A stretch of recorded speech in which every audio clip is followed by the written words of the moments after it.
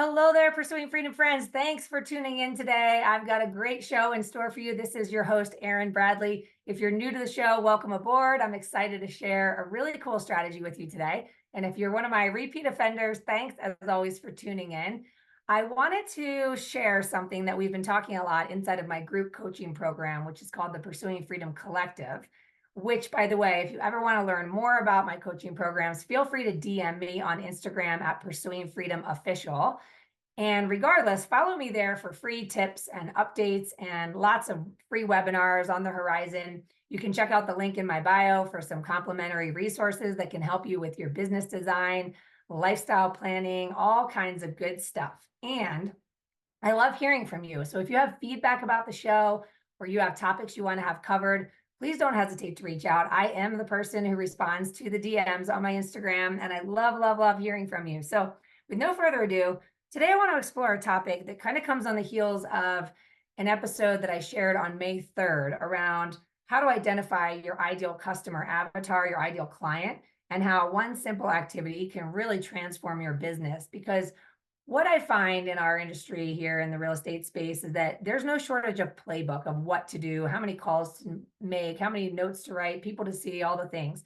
But what we do see is a shortage of enthusiasm or sincerity, authenticity, where we're finding ourselves digging deep for this motivation to muster up the courage or muster up the energy to do the work. And what we'd rather see is this feeling of being compelled to engage with our community, being unleashed in this purpose-driven life and business where we're having a great time, we're serving people we care about, and we're seeing our business and our income and our net worth grow as a byproduct of this. So what I want to talk today about is the 3-lane highway as it relates to that ideal client. So if you haven't listened to the May 3rd episode or you're not sure what I'm talking about, definitely give that a listen. It will make a lot more sense as it relates to the strategy I shared today. But ultimately what we do is we do a little exploration process with our students where it can start with giving the names of a couple of your favorite clients or people in your life, and then really just evaluating what kind of stage of life have they navigated. So that can help us to awaken a spark of an idea of how we might be able to be of value to them based on the life that they're living. It can also look like exploring your own life journey and things that you've navigated and how that might make you uniquely capable to serve others going through something that you can intimately relate to. Regardless, I'll share a couple of case studies here. But once we identify the spark, which is sort of the idea that becomes the catalyst for what I call the discovery process, which ultimately becomes our communication strategy, which some might refer to as the sales and marketing plan. The problem is that there's a lot of people out there, me included, that really struggle with sales for the sake of sales. So we know what to do, but there's resistance in it. And we joke that it's because we're thinking so much about ourselves, right? Like, I am worried, I am stressed, I am looking at the market and the uncertainty, and I need to grow my business. And I've been told if I do this activity, it's going to solve my problems and fill my void. And now all of a sudden I have this upstream energy. It feels hard. It feels like a grind. I can't figure out why I'm not consistent with this stuff. And this is a common theme that we hear on our calls. So what we're going to do here is reverse engineer our approach to becoming unleashed in the communication plan with our ideal market, as well as strategic partnerships, et cetera. So let's use a little example. Maybe you've experienced divorce. Maybe you've been through the divorce. You understand that it was a challenging experience for you, and there were some resources that were invaluable to you. And maybe there were some resources that you wish you had. So we're going to call this lane 3, all right? The target market or the concept, the idea, the catalyst, whatever you want to call it, is going to be people anticipating or going through or having gone through divorce. So the first thing I'm going to do is look at lane 1, and I'm going to make a list of anyone I know that represents this ideal customer avatar. So that means anyone who I know that's gone through a divorce. And I'm going to start the discovery process by simply calling them and saying, hey, I've been through this. You've been through this. I know it was a really challenging experience for me. I had some resources that were invaluable, and I had some resources I wish I had. So I'm just curious about your experience. Can you share a little bit about any service providers that were helpful to you, any service providers that were harmful, or any that you just didn't have and wish you had, or things you wish you knew? And I'm going to put together some kind of resource guide or some value add for people that are thinking about it, going through it, or have been through it. And so I'm going to leverage the people in lane 1 to give me recommendations for their favorite service providers that were of value to them during this very specific life stage. And that's going to be beginning my building of my lane 3. Okay. So lane 1 is the target market. Lane 3 is my tribe of trusted local service providers that can be of value to my target market in lane 1. Lane 2 is what I refer to as everybody else, which is my loved ones, my friends, my family, my clients, everyone I care about that did not necessarily go through a divorce, but they might know somebody who has. And so my conversation with them is going to look like, hey, one of the things about being a mortgage lender or a real estate professional is that when someone's going through a divorce, I'm one of the first phone calls. And I know from my own personal experience or from the experience I've had with my clients that I've served during this life transition, just how overwhelming it can be and how many resources are necessary to smooth the experience.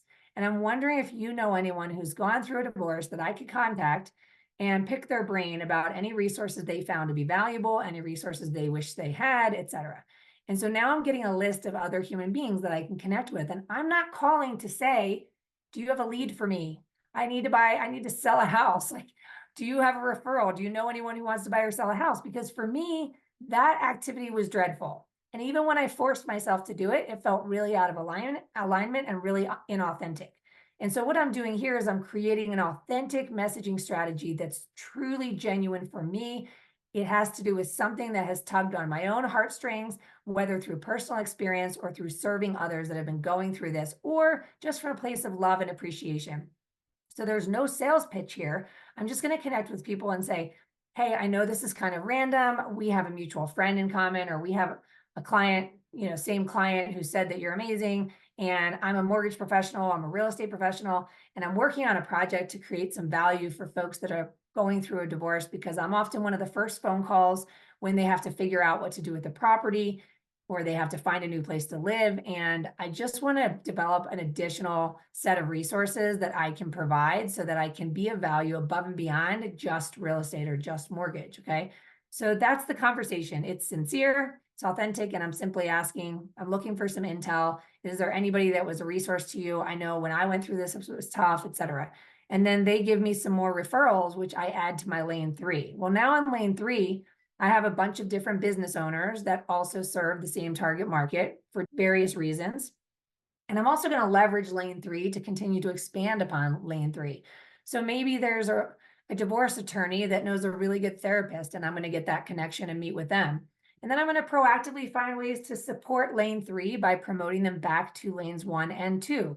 That might look like an online webinar, a live event, some social media marketing. Maybe I get together in person with them and do a little interview with them. Or maybe I start a podcast and I start interviewing local service providers that can be a resource to people going through this specific life event. So that's the 3-lane highway in a nutshell. But let's think of a couple other experiences. Maybe you have a family member or a friend or a client that's active or retired military, and you want to do something to show your appreciation for those who serve our country. So you take that as your seed. That's the catalyst for the discovery process.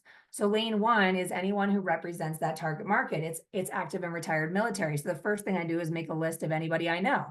And I call them and I say, hey, I'm thinking about putting together a resource guide. And I just want to pick your brain about what it's been like for you to have to relocate every couple years. And when you move to a new place, what are some of the resources that have been helpful for you? And what are some of the challenges that you faced or resources that you wish you had? And is there anybody that's been invaluable to you in this transition to this geographic market that you can connect me with, that might be someone I can collaborate with and hopefully support by promoting them back to the rest of my community? And so they're giving me referrals, and I start filling up lane 3. And then lane 2 is everybody else. Again, I'm calling people I genuinely enjoy. There's no sales process here. I'm just calling people I like.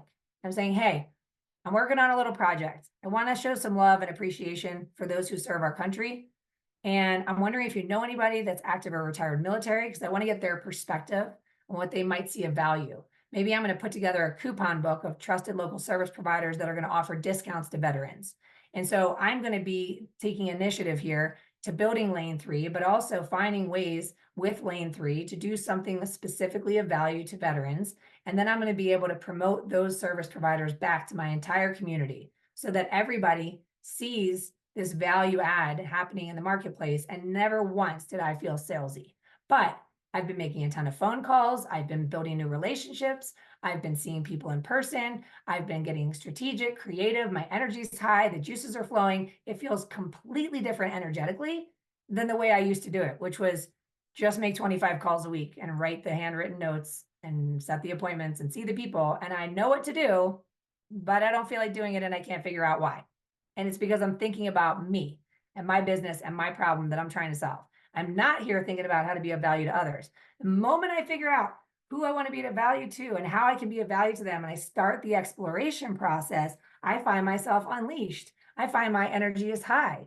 I find myself attracting clients. And what's amazing about this process, and the biggest fear that people have, is that they're going to pigeonhole themselves to only work with people in that target market. That is not the case. All we're doing here is we're igniting the flame within, the flame of authenticity, contribution, and value and enthusiasm, so that you can get out there in the world and build those relationships, because you don't know when you make an impact on someone's heart and mind, what kind of ripple that has. And you leave every conversation and interaction with an action item. So the impetus for the call might have been, hey, to my friend or past client, do you know any active or retired military? They say yes or no and give me a contact that I can connect with about this project I'm working on. And then I'm always going to find out what's going on with this friend or family or past client. So I'm not going to leave the call without saying, what else has been going on with you?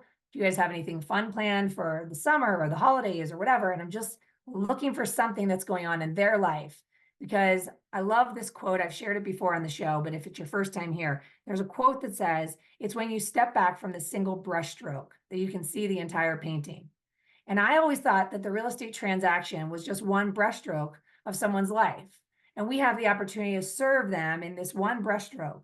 But if we want to be of value to them above and beyond what we get paid to do, and be top of mind, not as an incredible salesperson or not even as an incredible business professional, but as an incredible human who cares beyond the closing and the commission check, here we unlock the authenticity. So I find that action item, I find a reason to follow up, and I'm never with a shortage of ideas of how to be of value to others, because I'm actually communicating with them and I'm getting to the bottom of what's going on with them in their life, and then I'm finding a way to be a resource. So we could go on and on about this. It could be that you want to appreciate teachers because you have a loved one who's a teacher, or maybe you used to be a teacher. So there you go. That's lane one. So first thing I do is call all the teachers I know and say, hey, I'm thinking about putting together some kind of teacher appreciation program. Here's a couple ideas.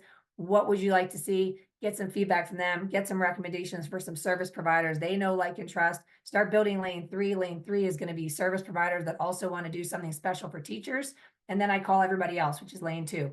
Who do I know and who do they know that's a teacher that I can get some intel, pick their brain, etc.